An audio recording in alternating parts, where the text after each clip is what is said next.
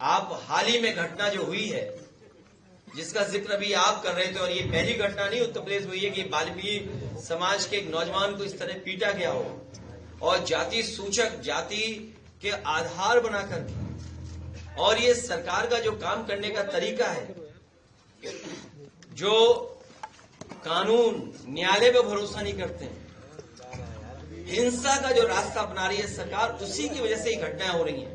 पहले पारसी समाज के साथ भी इस तरह का व्यवहार हुआ, और आपको याद होगा इसी जगह पर हमने आपने उन तमाम कथावाचकों का सम्मान किया था। ये कोई उत्तर प्रदेश में पहली बार घटना नहीं हो रही है। जब मुख्यमंत्री की सोच ही बुलडोजर होगी, जब मुख्यमंत्री और सरकार की सोच ही बुलडोजर जैसी होगी, तो आज भी जेपी का जो आंदोलन, जो जेपी का सिद्धांत था, आज भी वही है। उसी रास्ते पे चल करके हम लोग आह्वान करते हैं कि नौजवान और किसान और आम जनता इस सरकार को हटाने का काम करें।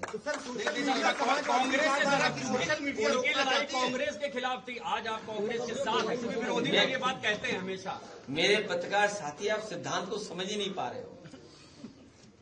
अगर सिद्धांत ही समझ गए होते तो आपको बात समझ में आती मैंने क्या कहा है। उस समय भी भ्रष्टाचार, बेकारी, बेरोजगारी, नौजवानों की पढ़ाई और जनता को न्याय नहीं मिल रहा था। आज भी वही परिस्थितियां हैं। वो भी सरकार के खिलाफ लड़ रहे थे, और आज भी हम लोगों को सरकार के खिलाफ ही लड़ना है। अकाउंट आपका जो बंद हुआ है, पीछे मकसद सोशल मीडिया पर पाबंदी है। वो आपको इशारा है कि आप जमीन पर काम ज्यादा करें। कांग्रेस का डेलीगेशन सर जाना चाह रहा था, उनको रोक दिया गया। ये कहिए, एक मिनट। कांग्रेस का डेलीगेशन फतेहपुर जाना चाह रहा था दलित परिवार के पीड़ित से मिलने, लेकिन उनको ना जाने दिया। बीजेपी के 2 मंत्री जाने, उन्हें भी जाने देना चाहिए, और जो उस परिवार से मिलकर के उनकी पीड़ा और परेशानी को दूर कर सकता है, उन सबको जाने देना चाहिए। मायावती जी की रैली के बाद क्या पीडीए का डी कुछ कमजोर हो रहा है? किसका? पीडीए का डी। महेंद्र जी की रैली के यहाँ जितने हमारे पत्रकार साथी हैं, वो बहुत समझदार और जागरूक हैं।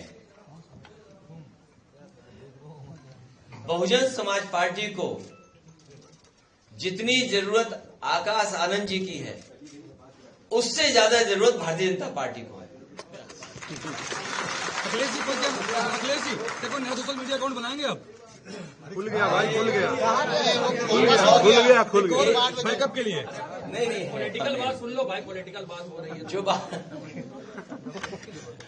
जो बात मैंने कहा कि बहुजन समाज पार्टी के आकाश आनंद जी की ज्यादा जरूरत बीएसपी से ज्यादा बीजेपी को है। सर कांग्रेस के प्रदेश अध्यक्ष अजय राय ने कहा है कि जितने भी बसें और पुलिस थी वो बीजेपी की तरफ से मायावती जी की रैली में मैंने वो मुझे जानकारी नहीं हासिल है, लेकिन हम लोग जेपीएनआईसी को और लोक नायक जयप्रकाश जी के नाम पर जो म्यूजियम बना है उसको देखना चाहते थे। और मैं आज भी कहता हूं कि पूरे देश में एक सोशलिस्ट लीडर, एक लीडर को समर्पित इससे बेहतर म्यूजियम, इससे बेहतर कोई स्मारक नहीं रहा होगा। और आज भी मैं ये दावा करता हूं, ये अलग बात है ऊंची ऊंची चीजें बनी हैं, लेकिन लखनऊ में इतने बड़ा स्मारक बनना, और उन्हीं के नाम पर देखिएगा भारतीय जनता पार्टी के लोग वोट मांगेंगे बिहार में जिस एयरपोर्ट पर, पटना के एयरपोर्ट पर भारतीय जनता पार्टी के लोग उतरेंगे, वो हमेशा ये भी याद रखें कि जिनके नाम पर एयरपोर्ट है, उन्हीं के नाम पर जो स्मारक और जो म्यूजियम बना था, सोचो उसको बर्बाद किया इन्होंने। पटना का एयरपोर्ट जयप्रकाश जी के नाम पर है। किस मुंह भारतीय जनता पार्टी के लोग बिहार की जनता से वोट मांगेंगे? अमित शाह कह रहे हैं कि सरकार जेपीएनआईसी के फर्निशिंग और मेंटेनेंस के लिए कुछ रकम देने जा रही है।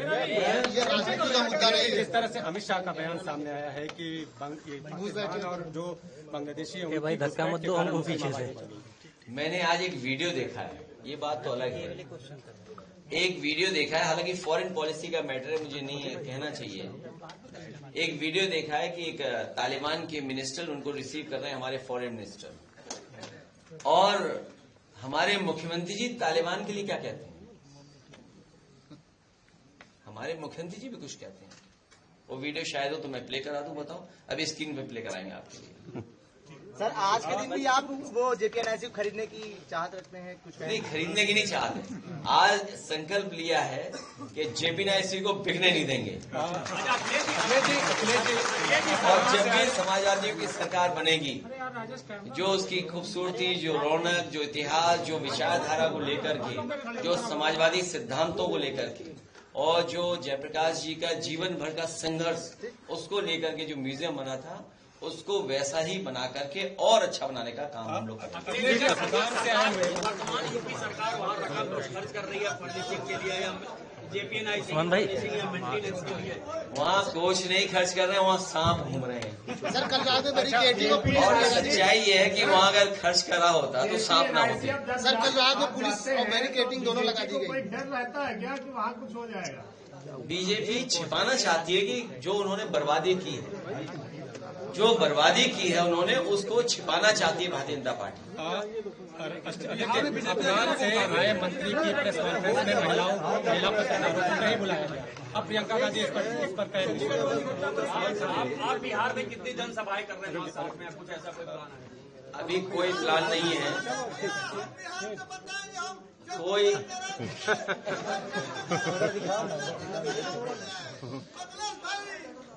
जो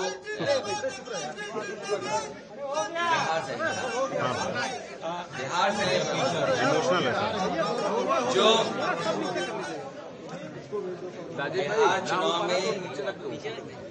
बिहार चुनाव में जहां बुलाया जाएगा हम तो जाएंगे।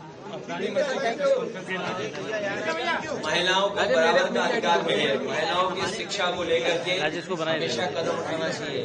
आदि आबादी के बिना कोई भी समाज खुशहाल नहीं हो सकता। पत्रकारों को न बुलाने पर अब कांग्रेस भारतीय जनता पार्टी ने तो आरक्षण ही नहीं लागू किया है। ये भारतीय जनता पार्टी के लोग तो आरक्षण लागू करना चाहते हैं, लेकिन अभी भी आरक्षण लागू नहीं हुआ। अगर आरक्षण लागू हो जाए तो ऐसी समस्याओं का समाधान अपने आप महिलाएं कर लेंगी।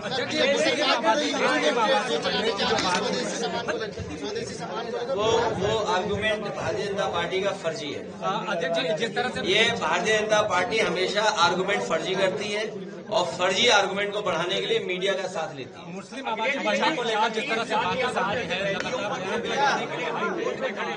और सरकार से पूछा भी है कि आप अभी कार्रवाई क्यों नहीं कर रहे? जाति आधारित राजनीतिक छत्तीस समाएं हर जगह हो रही है। मैंने सुना है, ये जो हमारे पत्रकार साथी पूछ रहे हैं, ये पीडीए से घबराए हुए लोग हैं। भारतीय जनता पार्टी के लोग पीडीए से घबराए हुए लोग हैं। ये जाति समीकरण को अर्थमेटिक बोलते हैं, समीकरण बोलते हैं, अपनी इलेक्शन की इंजीनियरिंग बोलते हैं, होशियारी बोलते हैं, और जब उसी से हारने लगते हैं तो ये हाई कोर्ट भागते हैं, हाई कोर्ट का सहारा लेते हैं। ये अर्थमेटिक्स या समीकरण या भारतीय जनता पार्टी का जो इलेक्शन मैनेजमेंट, ये क्या शब्द है? ये जातिवादी जो व्यवस्था लागू करते हैं, उससे बचने के लिए भारतीय जनता पार्टी ऐसे शब्दों का इस्तेमाल करती है। जब उसी से हारने लगती है, इसीलिए समाजवादियों ने कहा कि जो आंदोलन जयप्रकाश जी ने, जो आंदोलन लोहिया जी ने, जो आंदोलन नेताजी ने, और जो रास्ता बाबा साहब भीमराव अम्बेडकर जी ने दिया, न्याय के राज की स्थापना हो, लेकिन न्याय के राज की स्थापना के साथ साथ सामाजिक न्याय के राज की स्थापना के लिए पीडीए सरकार आने वाले समय में समाजवादी लोग मिलकर के बनाएंगे।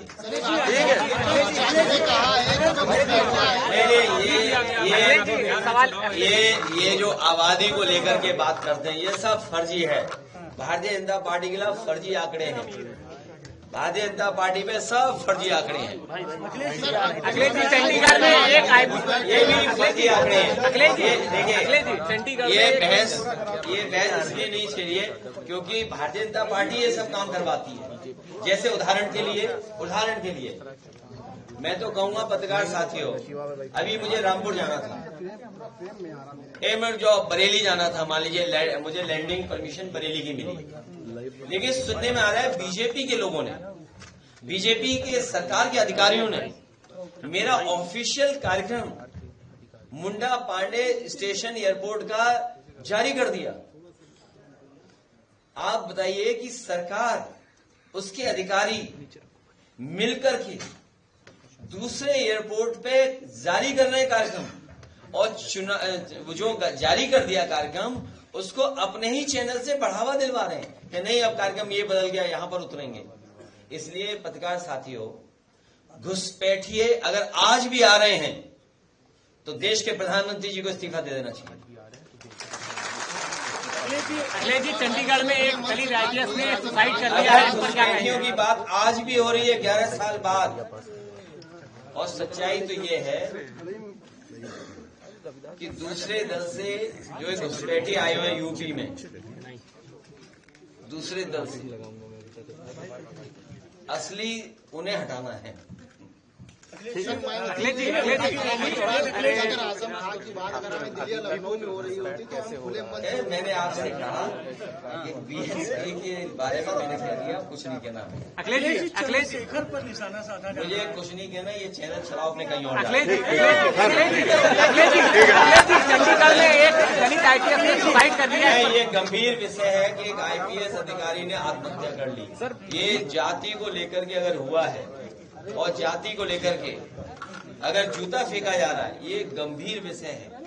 इधर भी सर, गंभीर विषय इसलिए है कि अगर हमारे पत्रकार साथी पूछ रहे हैं कि IPS ने आत्महत्या कर ली और जाति के आधार पर उसे अपमान किया जा रहा है, जाति के आधार पर उसके साथ भेदभाव हो रहा है, अगर IPS के साथ इतना भेदभाव हो रहा है और फिर एक चीफ जस्टिस के ऊपर जूता फेंकना, और जिस व्यक्ति ने जूता फेंका वो ये कह रहा हो कि मैं गोल्ड मेडलिस्ट हूं, इससे खराब बात और देश के लिए क्या हो सकती है। धीरे धीरे सभी इंस्टीट्यूशंस को ये सरकार बर्बाद कर रही है और किसी को भी न्याय नहीं मिल रहा। आप सोचिए, एक वाल्मीकि नौजवान के साथ आरोप चोरी का लगा करके किस तरीके से पीटा गया, किस तरीके से जान ले ली गई, और ये पहली घटना यूपी में नहीं हुई है, पहले भी हुई है।